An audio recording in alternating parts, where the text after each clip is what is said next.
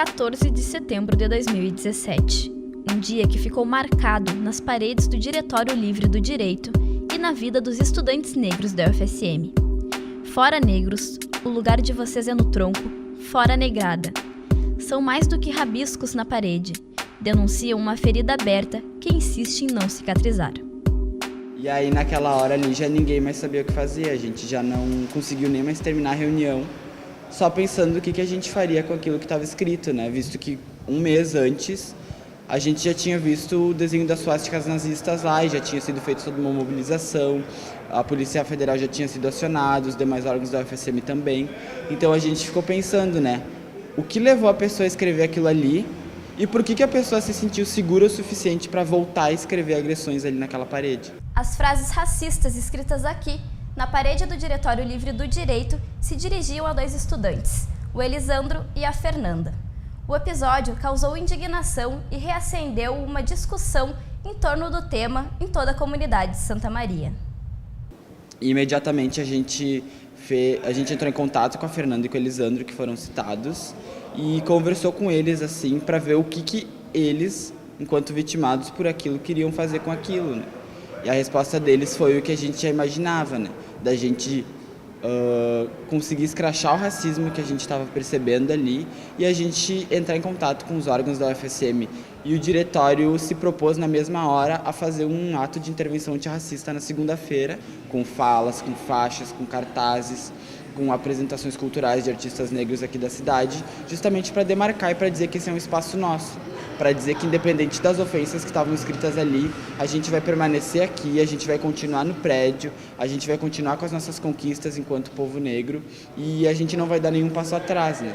Porque se eles estão querendo que os negros vão embora da universidade, a gente vai mostrar que a gente vai ficar e que a gente vai conquistar mais espaço e que a gente vai ocupar cada espaço que tem para ocupar dentro da universidade. Então, a gente está aqui hoje para mostrar para os estudantes da UFSM que nós estamos mobilizados.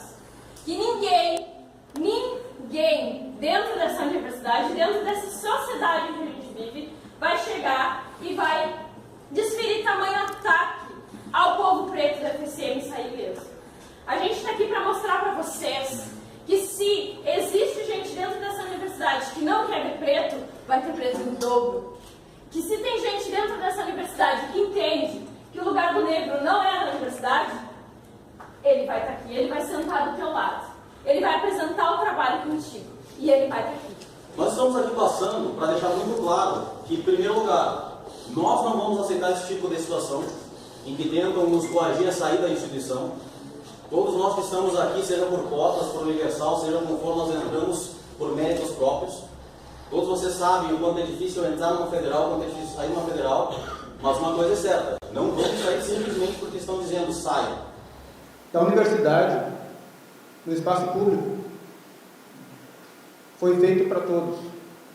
O reitor, quando construiu, né, eu repito as palavras que eu falei para o reitor Paulo Kurmer ali. O professor Mariano, quando construiu essa universidade, ele não selecionou ninguém para levantar tijolo por tijolo. Foi com negros, brancos, índios, mestiços, italianos, alemães. Ele não pôs um lápis de cor ali, uma caixa de lápis de cor para separar a cor mais forte.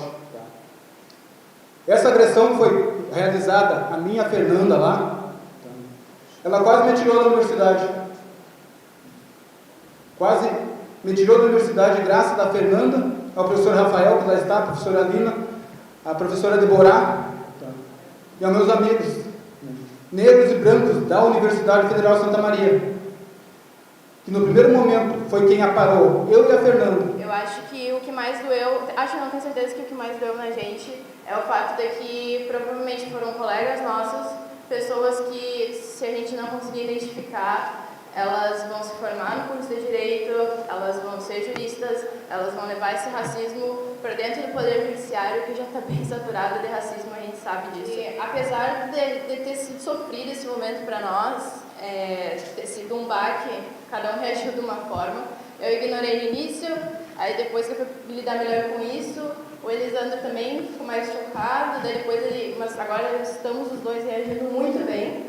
E eu só sinto muito, ou melhor, eu não sinto, pela pessoa que fez isso ou pelas pessoas que fizeram, porque se a atenção era nos calar, teve um efeito extremamente ao contrário, porque talvez nós não estivéssemos aqui.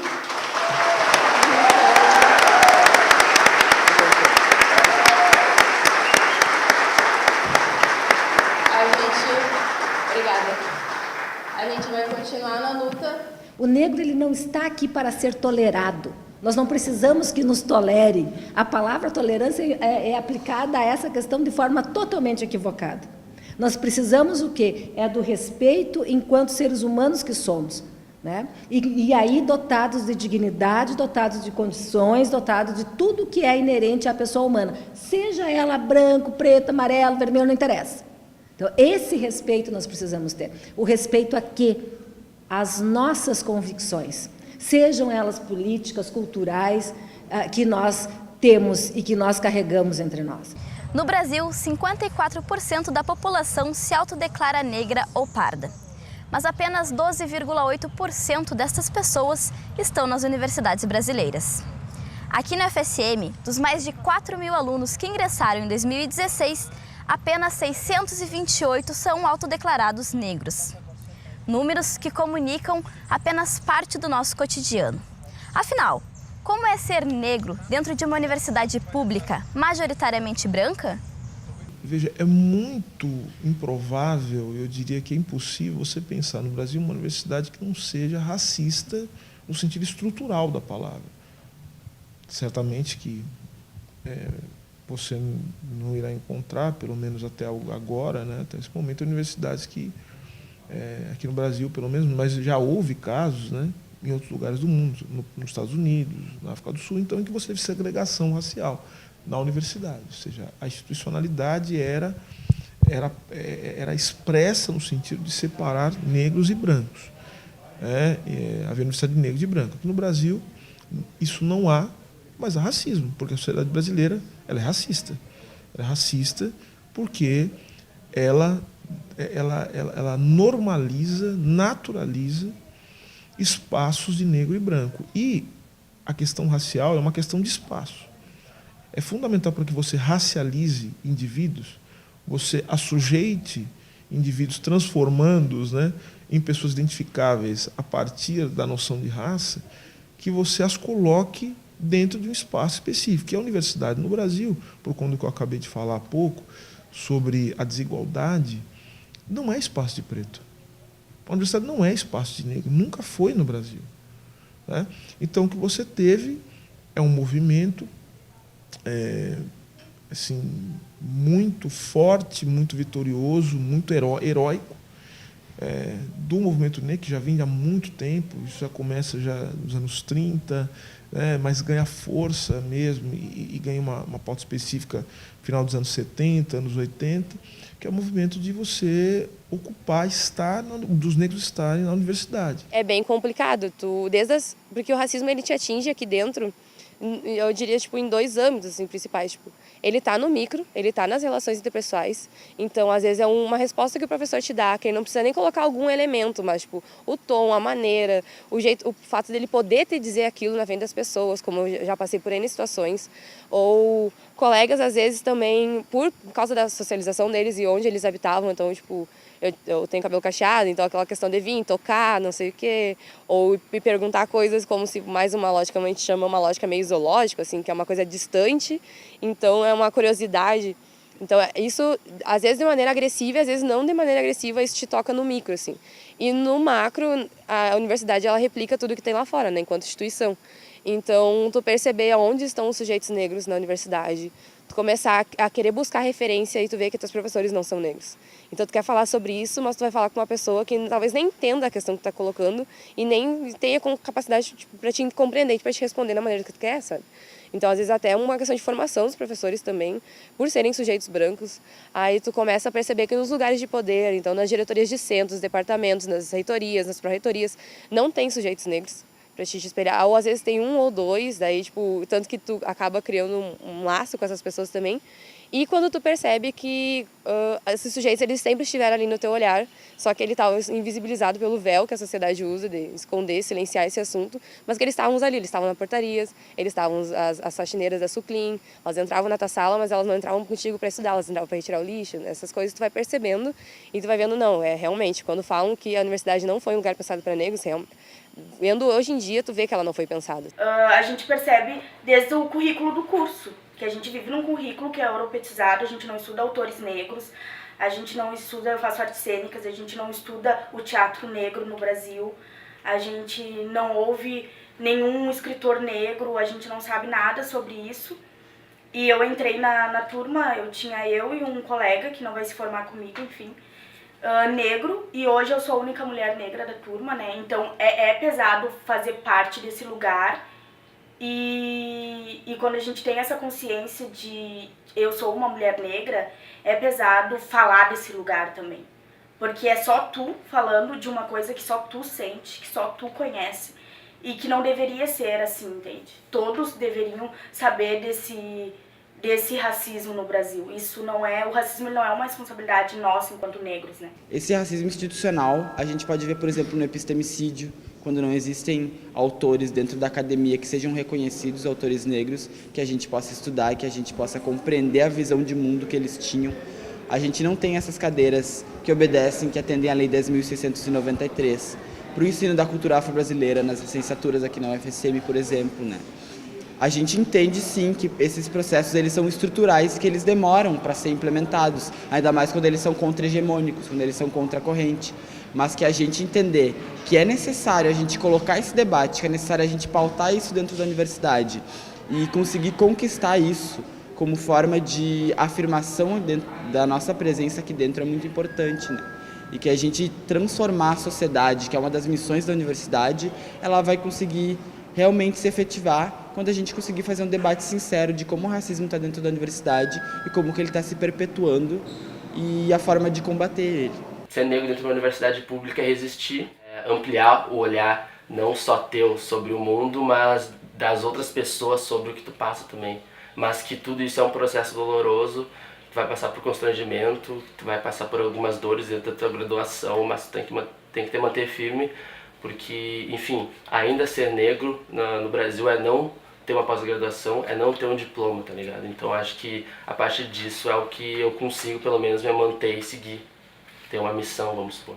É importante destacar que a presença do acadêmico, e quanto mais acadêmicos em direito nós tivermos, mais vai fazer com que nós tenhamos juízes, delegados, promotores, defensores públicos, que hoje, em todos esses cargos, nós não conseguimos chegar a 20% de representação. Para uma população que tem 60, que tem aí 50 e tantos por cento, né, de representatividade, é muito pouco. Numa sala de audiência, onde nós temos um juiz, um promotor, um defensor público, ou 2 advogados, ou um defensor público e advogado, essas 4 figuras, no mínimo 2 teriam que ser negros. E nós não temos essa representação. Aonde que está o negro dentro da sala de audiência? Ele é o réu.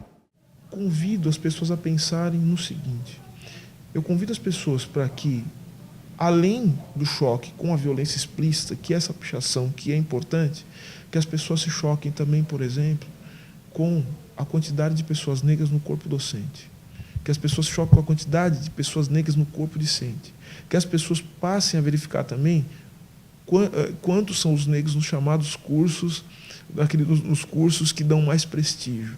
Estou falando de medicina, estou falando de direito, estou falando de engenharia, né? Então, eu convido as pessoas a se espantar em relação a isso. Porque uma das coisas que o racismo faz, e esse é um processo que deve ser reproduzido, é de uma espécie de amortecimento da consciência. Amortecimento da consciência crítica. Então, é o fato de você, num país como o Brasil, em que, do ponto de vista racional, estatístico, você tem 53% da população que se autodeclara negra, você entra no espaço como universidade pública, você não vê, né? Você tem lugares em que curso praticamente não há pessoas negras.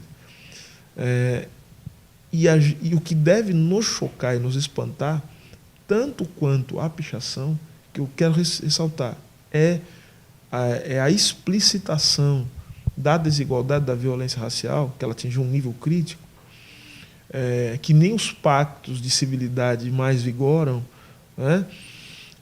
Isso é preocupante, por óbvio, mas eu acho que a gente tem que se espantar pela nossa ausência de choque ou de espanto dentro de uma das situações concretas que acabam se naturalizando no nosso cotidiano. Dentro do contexto universitário, o movimento negro se torna muito importante para levantar pautas e debater questões emergentes para combater o racismo.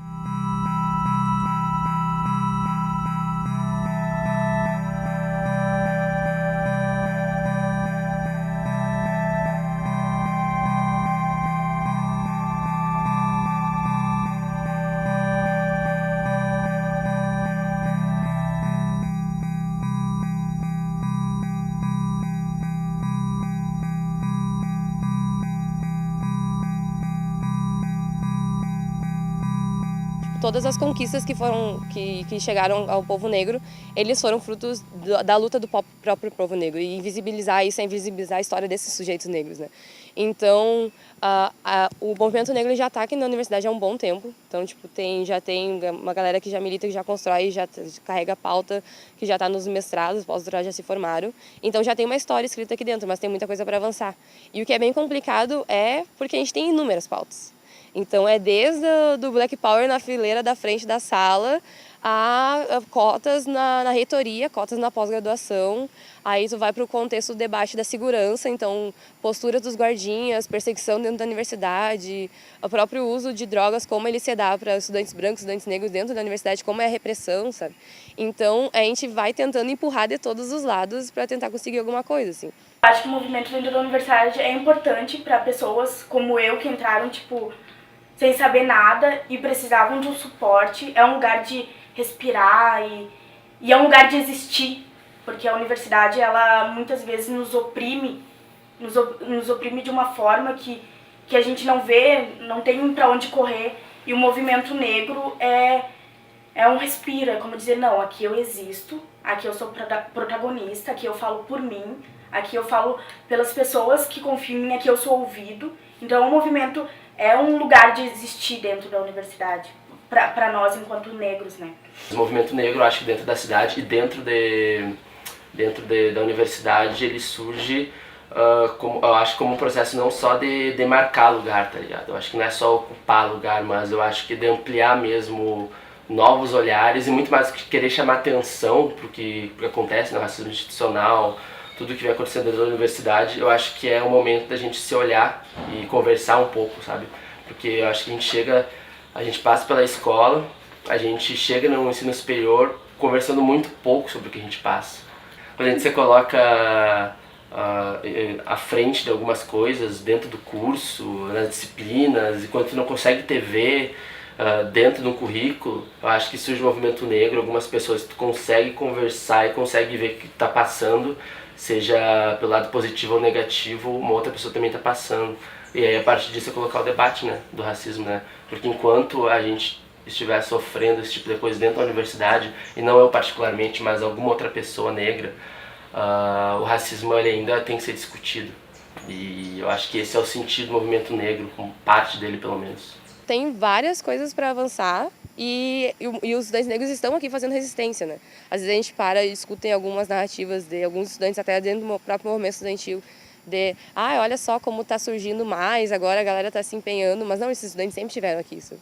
Eles sempre estiveram resistindo para ser os únicos dentro da sala de aula, como estiveram resistindo quando teve o debate de cotas, e hoje em dia estão resistindo e estão ocupando mais territórios, sabe? Estão conseguindo expandir mais isso, mas a gente sempre esteve aqui dentro e tipo, cada um que passa por aqui percebe como faz parte dessa história, sabe? Usa esse tempo aqui para, eu tenho uma responsabilidade aqui com a pauta que eu carrego, com a seriedade que vem comigo. Então, usa disso durante o seu período e deixa essa contribuição, né, para os próximos que virão também. Nós estamos vivendo um momento em que é fundamental a qualificação do debate racial. Precisamos qualificar o debate. O debate racial, ele passa por um debate sobre a identidade, mas identidade entendida como constituição subjetiva, né, das pessoas, ou seja, como as pessoas, elas estruturalmente, elas se colocam no espaço social, né?